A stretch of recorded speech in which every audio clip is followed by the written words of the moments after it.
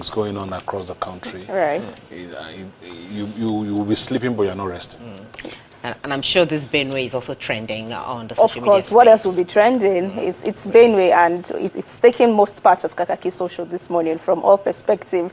We've had the Pope reacting to this and praying for Nigeria, even before the Nigerian government reacted to that, and that's so much something to talk about for netizens. All right, let's yield the floor to you. All right, see you later. Everyone, good morning to you. This is Kakaaki Social. I am Onoshiorena, Obozeghie. Well, it's sad. So we have Pope Leo XIV, who has offered prayers for victims of fresh massacre in Benue State, where about 200 people were reportedly killed in an attack on a rural community. Well, delivering his remarks just before the Sunday Angelus prayers, the Pope described the violence as particularly devastating, noting that most of the victims were internally displaced persons sheltered by a local Catholic mission. Nella notte tra il 13 e il 14 giugno, nella città di Yelewata, nell'area amministrativa locale di Guma, nello stato di Benue, in Nigeria, si è verificato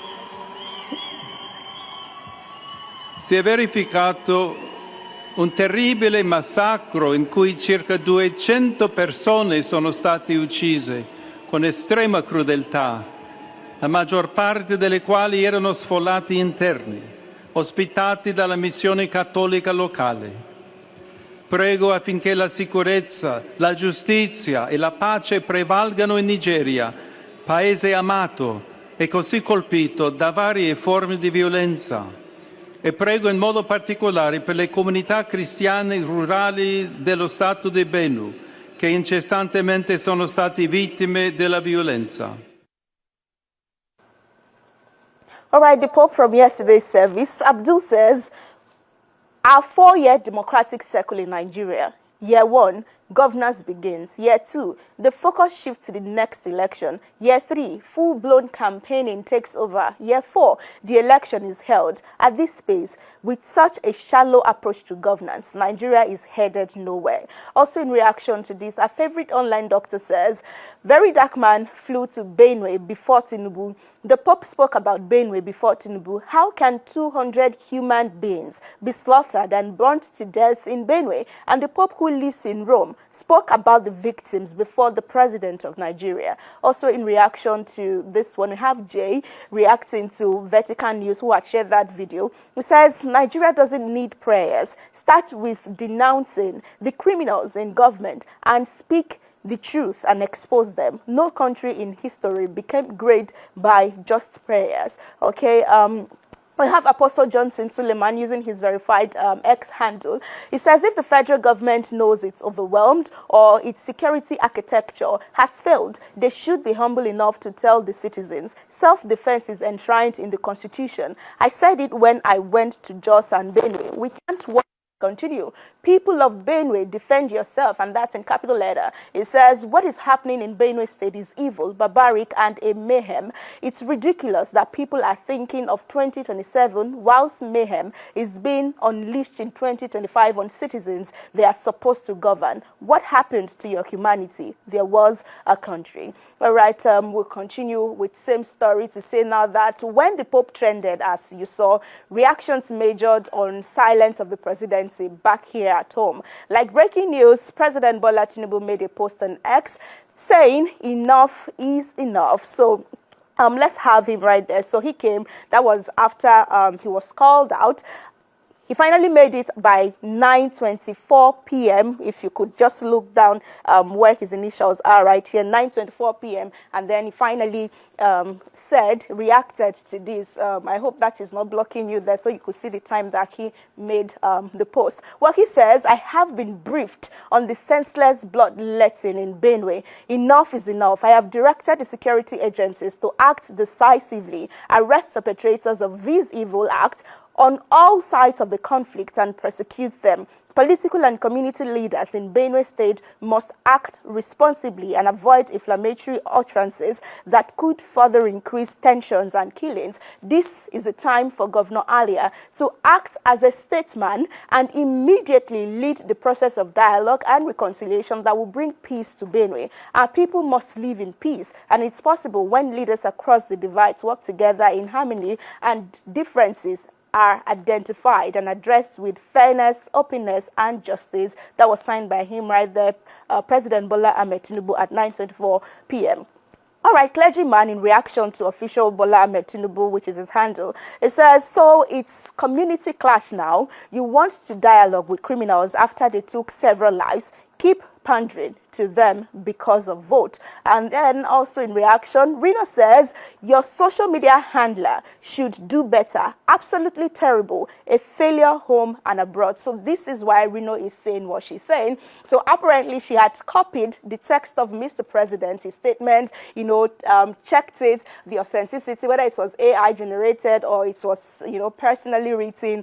And according to Reno's test, the post was 63.47%, that's 63% AI. So this was originated from ChatGPT, as Reno put up here. So the speech, the enough is enough thingy by the president, apart from enough is enough, it was AI generated. See the test result right there, as said by Reno. All right, let's continue and have more posts. I will just leave you with this one so that you could have a look at it by yourself and define this picture the way you would want to define it. It's by Business Day right there. They had made this insecurity. See 2027, you see president. So, okay, a cartoon supposed to be representing the president watching 2027 while Nigeria is just there on fire. It's burning, see blood everywhere. But the president appears to be more interested in watching 2027, even though Nigeria is just burning close to him right there from Business Day. Okay, let's take more stories and more reactions to this one. Well, the Benue State Governor, Handset Alia, says confirmation from security operatives and a comprehensive head count reveal that the actual casualty figure in the Yawata killing stands at 59, including 2 soldiers and a civil defense personnel. While addressing journalists at the government house, Alia says the official figures were arrived at after a physical head count by security agencies who were working with families of the persons that are killed. Well, this contradicts the 200 number of deaths that has been in the news, as made known by eyewitnesses. And he appears to have had a call with the president or even the presidency. So let's have a part of that from the video that he filmed and shared online. All state stakeholders, but there's nothing wrong in calling it again. We called that through the TOTIF, and we would still go ahead and call another one. The peace process that the TOTIF initiated is in progress, but with this later and this mandate again, we still go ahead and call all the very major stakeholders again. Yes, sir. We will.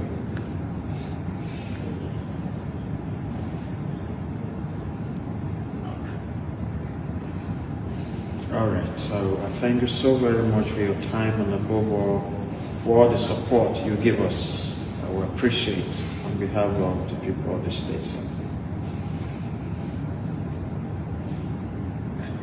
Thank you, Your Excellency. All right, that's the governor right there, maybe in the call with presidency or even the president, but the caption read that who was with the president. Munamdi says, what exactly are we supposed to do with this nonsense video? What peace process? Terrorists are on a quest to wipe up a generation from their land, and you are talking about stakeholders and peace. Also in reaction to this one, the Imo Prince says, as a governor, you should be confident and demand the meeting. Your people are being burned alive and you are thinking bureaucracy, I had so much faith in Benue. And yes, we have one more thought. Maxi says he's so much in control. Empty barrels make loudest noise. Apparently, he's just come right there and doing the needful, solving all the maths. Well, we'll leave that story now and now go to politics. As an all-progressive North-East Consultative Meeting ended in disarray on Sunday following a move to endorse President Bola Tinubu for a second term. In a now viral video that was posted by AIT Online on Sunday, party members were seen engaging in heated confrontations, throwing items at each other. We hear that the fight was as a result of key party stakeholders allegedly refusing to endorse Vice President Kashim Shettima to be the running mate of Mr. President come next political year.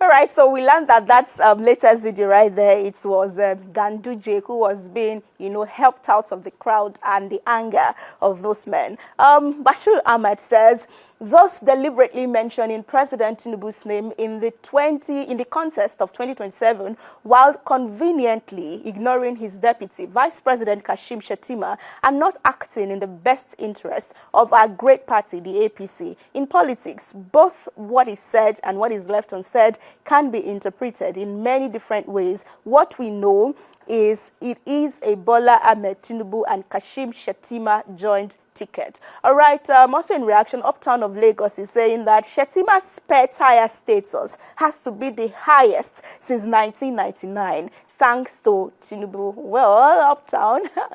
Lua Coded says, so Shettima is he going to do second time? He said, he once said, politics is for an ice cream seller. Tinubu go teach you na politics, one after the other. All right, Lord Mayor says, just wait for the campaign period to start. You will see how these same people will be shouting on your mandate to stand. It's so pathetic. Okay, let's wait till 2027 if politicians will let us wait and see how it happens, so that they would indeed sing on your mandate after this fight.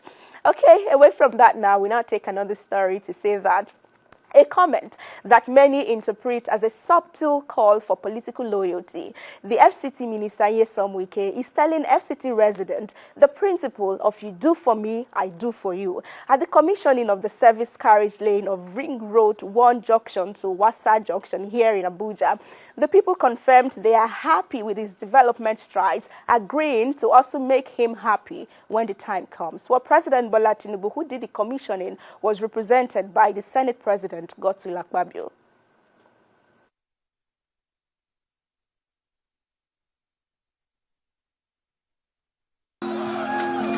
Mama, we don't follow Tinubu go. Papa, we don't follow Tinubu go. If you see my mama, tell her we don't follow Tinubu go. So, if you do for me, if you fall for me, that is what this word is. You do for me, I do for you. You fall for me. Yendeba, yendeba, yendeba, yendeba, yendeba, yendeba, yendeba, yendeba, yendeba, yendeba, yendeba, yendeba, yendeba, yendeba. Are you happy? Are you happy? Are you sure? Time will tell you. When that time comes, I will come back. And I say, you promised me if I give, you will give. Now I'm giving you. When the time comes, give me. That is all. I like that it's very clear. You know, the pass corner clear like this. This is what I want. If it comes, you have to give it to me too. On Instagram, Mike says, Wike has completed some projects. That doesn't mean he has done way more than El-Rufai or Bala Muhammad. He says the retrogressive minister was that one under Buhari. That guy wrecked Abuja. Also from Instagram is Van Cheesy, who says, why does he behave like he's a god everyone must worship? Does he think he owns his life? You are doing what you are appointed for, and you want people to lick your head? Or more, we have so normalized bad leadership in this country that when someone is doing right, we think he is doing us a favor. Okay? Let's have more thought. Steph says, I went to Abuja recently and I was so impressed. If he really did all that, then we must applaud him more. Okay, we quite agree that do for me, I do for you. All right, to our final story for the day. As the United States is likely to impose travel ban on 36 countries, including Nigeria, subject to President Donald Trump's approval, former senator representing Kogi Central, Shehu Sani, has advised that Nigeria does same. That if U.S. bans us, we give them back. Also ban their citizens as well. So the planned move by the U.S. is for a lack of government transparency and a proper database to freely vet the backgrounds of travelers from the listed countries. Well, Sani, yesterday on X, which is Sunday, he says, the U.S. should not ban Nigerians from traveling to their country. There is no reason to do that. We don't fall into the category of those countries they consider a threat. But if they eventually ban us, our country should respond with similar gesture. However, there are those of us who appreciate the peace and dignity of our villages and mud houses than going to live in places where we are not welcomed. All right, let's go to his comment section and those who quoted him. Lara Joseph says, the U.S. has no real reason to ban Nigerians, but if it ever happens, let's be honest, blame our leaders who ruined the country, not the U.S. Pretending to prefer village life isn't patriotism. It's just coping with failure. Okay? FO says, Senator Shehu Sani, CON, it's not really about a ban. It's a negotiation tactic. It says a major part of the announcement that's not making headlines is if a country is willing to accept third country nationals who are being removed from the United States, it would ease other concerns. And yes, we have more thought. Yahaya says Nigerians should appreciate their position on the global map. A country so blessed with resources, human and material, should not be threatened with banning. Should that happen, returning the energy would be necessary. Either way, we should commit to growing Nigeria. It's our pride. And finally, we have Raphael, who says, just because Tinubu don't award you with OON, now give you this liver. It says this morale that you are giving Tinubu is like you are urging an Okada to overtake a trailer on the express. It says, don't forget Tinubu once gave Niger 48 hours to return to civil rules and is asking how far. Yeah, so those are the thoughts from social media space, from politics, and then we have been...